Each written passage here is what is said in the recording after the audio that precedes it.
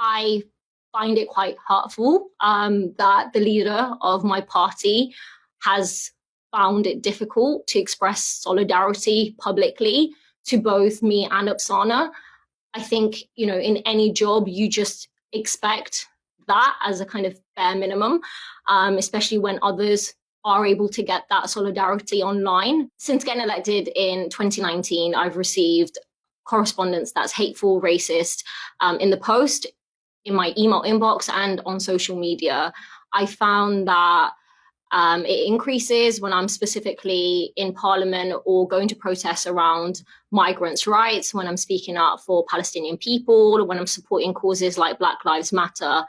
And when you read what people write, they often talk about things like migrants, and they'll talk about the fact that I'm Muslim, as well as my race and gender as well. So they bring all of those things inside what they're saying. I've had other members of the front bench who've been in touch, people people like Nick Thomas Simmons, Louise Hay, various others, but no one from Lotto, not Keir himself, nothing, both publicly and privately. It is an incredibly privileged position that I'm in, to be elected, to be able to represent people, to tell the Tories to their face what I think of them on behalf of so many who feel the same. It's an honour, and I feel very lucky to be in this position.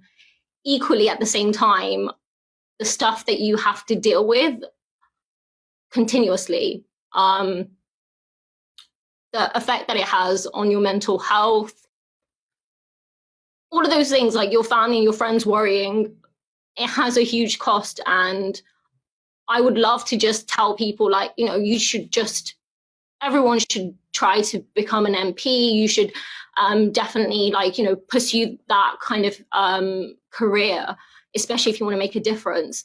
But if you're a woman of color, if you're Muslim, if you're from a background where people think that you shouldn't be here, it's difficult. But I feel like I have a responsibility to speak up about this so people are, one, aware, and then two, we do something about it, because I'm sick of talking about it. People like Upsana and others who spoke in that Islamophobia debate in Westminster Hall just a couple of days ago, they're speaking about it not because it feels good. It doesn't.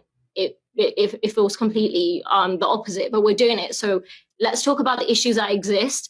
Now let's do something about it. And I feel like I don't want to be here in 10, 15, 20 years having the same conversation that we're still getting abused, we're still treated like let's do something about it. The Labour Party in particular doesn't take well-being as seriously as it should. There isn't any safeguards for anyone when you're going through anything really. And I think that's something that the party needs to really address. So I think that there are definitely things that the party should be doing to make us feel like we're not just being left to get attacked and then we're just going to not get any support.